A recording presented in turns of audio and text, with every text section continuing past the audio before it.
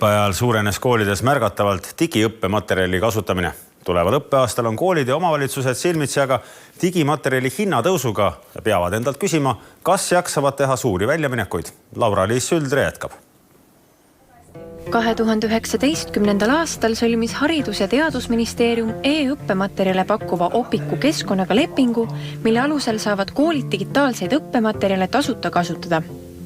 Leping lõpeb aga selle aasta augustis ja nii tuleb koolidel arvestada edaspidi mitmekordsete vabaturu hindadega.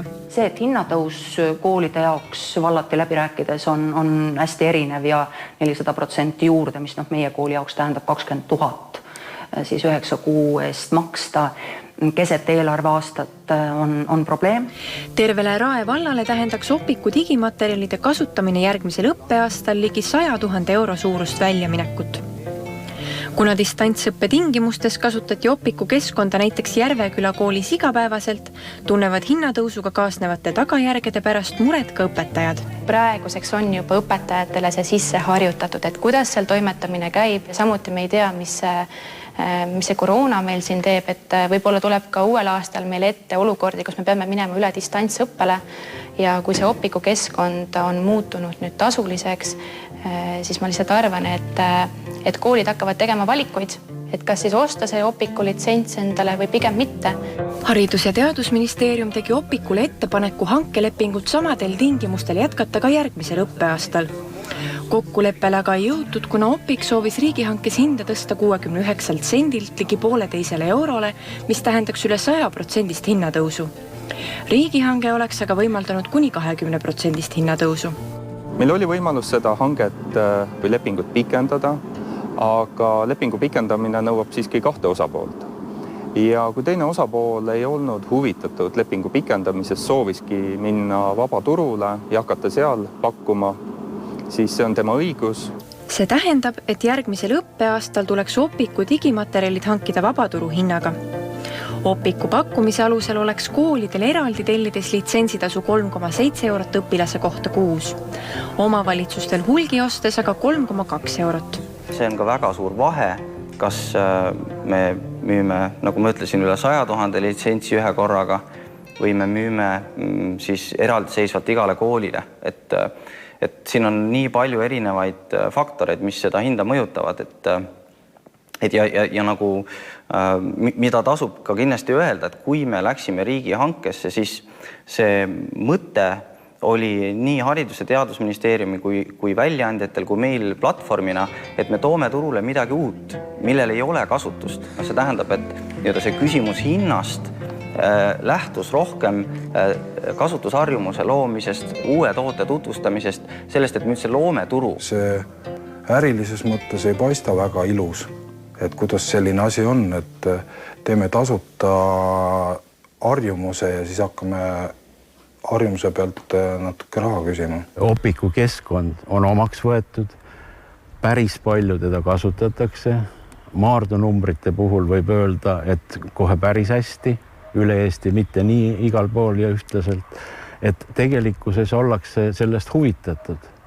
Ja võimalik, et ka see platvormi omanik või see, kes neid litsentse müüb, tunnetab seda ja püüab nüüd siis seda oma sisse söödetud platvormi nagu edasi müüa, aga juba märkimisväärselt kõrgema hinna ja suurema kasumlikkusega. Selge on see, et vajadus digiõpikute järel on ka järgmisel kooliaastal. Millise lahenduse koolipidajad olukorral aga leiavad, on veel teadmata. Seni meie jaoks oli see teenus tasuta.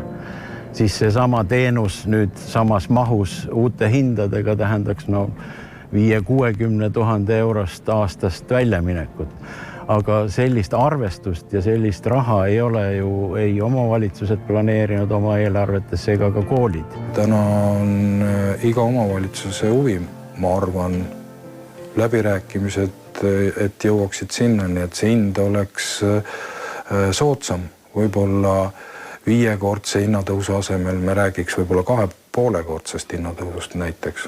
Kuna on selline ülemineku aasta, me loodame, et siin 1,5 aasta pärast on ka riigi poolt pakutav mingi selline lahenduse olemas, siis me oleme kaalunud täiendavate rahaliste vahendite eraldamist kohalikele omavalitsustele, et seda ülemineku aastat leevendada.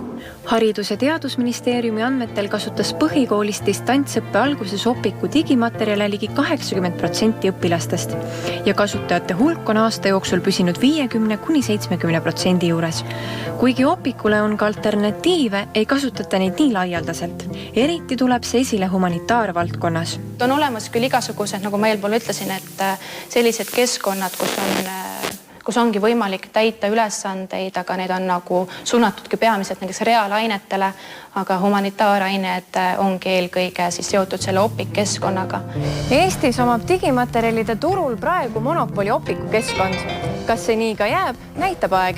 Tegelikkuses peaks toimima mingisugune ikkagi konkurents ja ei saa olla, et me jäämegi nüüd selle ühe platvormi peale nagu kinni ja nemad tõstavad seda hinda nii nagu soovivad. Need teised platvormid jõuaksid sama kaugele kui Opik, et see võtaks ikkagi nagu aega ja samamoodi nagu, et õpetajad peavad selle endale kõigepealt omaks võtma. Me peame suutma ka õpilasi ette valmistada selleks, et nad seal platvormi peal edukalt hakkama saaksid. Täna oodata, et nipsust 4 kuuga oleks olemasolevale tekiks konkurent, et see ei ole mõeldav. Haridus- ja Teadusministeeriumis usutakse aga, et alternatiivid tekivad. Me loodame, et tegelikult selle muutusega, kus kogu õppekirjandus on vabal turul, meil ei ole tsentraalseid hankeid, et hakkab see turg paremini arenema. Aga võrdleme